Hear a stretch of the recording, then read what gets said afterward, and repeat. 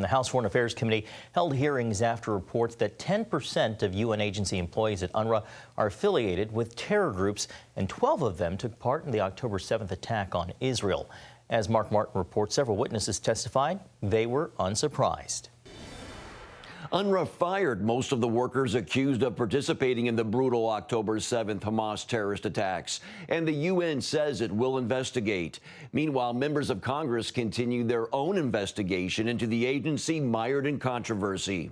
UNRWA is a horror show that is decades in the making, co-produced by the United States taxpayer. Witness Richard Goldberg of the Foundation for Defense of Democracies told the Congressional Committee he wasn't surprised by the allegations that 12 UNRWA employees took part in the massacre, or that 10% or more of its staff in Gaza may be affiliated with terrorist organizations, and even more may have family members connected to the groups. I wasn't shocked. Many members of this committee who have worked on UNRWA reform for years weren't shocked. Terrorism support and subsidy for UNRWA is a feature, not a bug.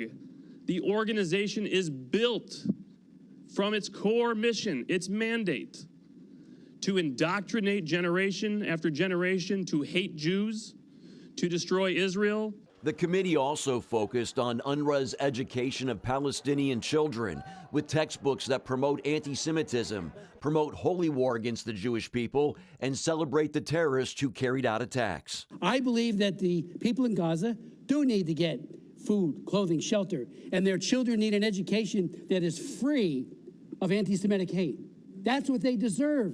This brainwashing, frankly, in my opinion, is child abuse. The U.S. and more than a dozen other countries suspended funding to UNRWA after the Israeli allegations.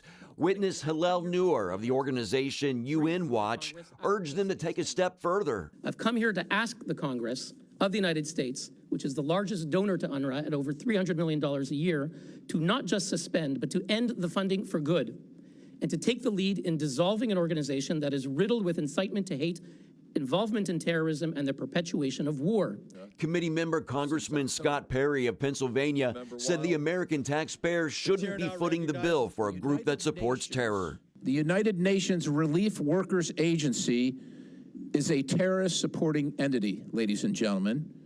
America's taxpayers pay for the absolute worst of it.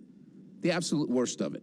They pay for all, they don't get a say. UNRWA is the major source of humanitarian aid to the Gazan people.